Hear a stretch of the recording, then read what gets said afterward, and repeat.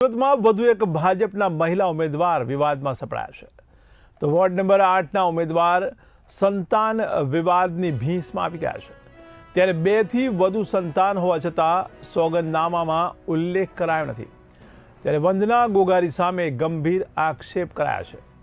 ત્યારે આ ગંભીર આક્ષેપ સાથે કોંગ્રેસે ચૂંટણી પંચમાં ફરિયાદ કરી છે. તો સુરતમાં એક બાદ એક ભાજપના ઉમેદવારો વિવાદમાં આવી રહ્યા છે. ત્યારે સુરતમાં વધુ એક ઉમેદવાર વિવાદમાં આવ્યા છે, જેમાં ભાજપના મહિલા ઉમેદવાર વિવાદમાં ફસાયા છે. તો વોર્ડ નંબર 8ના ઉમેદવાર સંતાન વિવાદની ભીંસમાં છે. તમારા સંવાદદાતા રશ્મિ રાણા ફોનલાઈનથી જોડાયા છે. જી રશ્મિ, ત્યારે ભાજપમાં વધુ એક વિવાદ છેડાઈ ગયો છે, ખાસ કરીને મહિલા ઉમેદવાર આ વખતે વિવાદમાં છે. તેને લઈને આપ શું કહેશો? જી, જે પ્રકારે ભાજપમાં જે વધુ એક જે મહિલા ઉમેદવાર છે તે વિવાદમાં આવ્યા છે. વોર્ડ નંબર 8ના વંદનાબેન ગોગારી છે, તેમના વિરુદ્ધ કોંગ્રેસ દ્વારા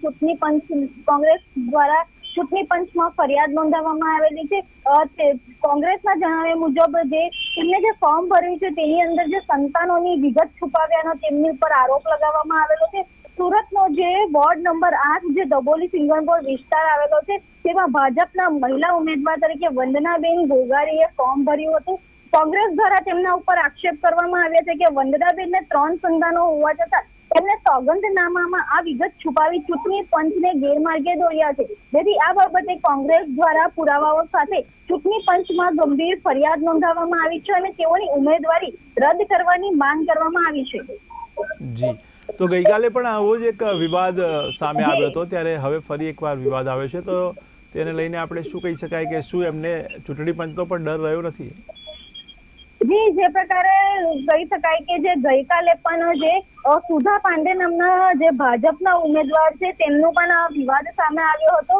તેમણે જે MA અને BA ના જે પોતાના ડિગ્રી બાબતે તેમને ગફલત કરી હતી, જેના કારણે તેઓ વિવાદમાં આવ્યા હતા. તો જે પ્રકારે સુધા પાંડેનું તેમને નિવેદન આપ્યું હતું કે તેમના દ્વારા જે ટાઈપિંગમાં મિસ્ટેક થઈ છે, પરંતુ તેમના 2021ના પણ જે ફોર્મ ભર્યા છે તેના પુરાવાઓ સામે આવ્યા છે, તેમાં પણ આ જ પ્રકારની ભૂલ થઈ હોવાનું સામે આવેલું છે. જી, સમગ્ર માહિતી બદલ આપનો આભાર. ત્યારે સુરતમાં વધુ એક ભાજપના મહિલા ઉમેદવાર વિવાદમાં સપડાયા છે. ત્યારે વોર્ડ નંબર 8ના ઉમેદવાર સંતાન વિવાદની ભીંસમાં આવી ગયા છે. ત્યારે 2થી વધુ સંતાન હોવા છતાં સોગંદનામામાં ઉલ્લેખ કરવામાં આવ્યો નથી. તો વંદના ગોગારી સામે ગંભીર આક્ષેપો લાગ્યા છે. ત્યારે ગંભીર આક્ષેપ સાથે કોંગ્રેસે પણ ચૂંટણી પંચમાં ફરિયાદ કરી છે. ત્યારે સુરતમાં એક બાદ એક ભાજપના ઉમેદવારો વિવાદમાં આવી રહ્યા હોય તેવું લાગી રહ્યું છે.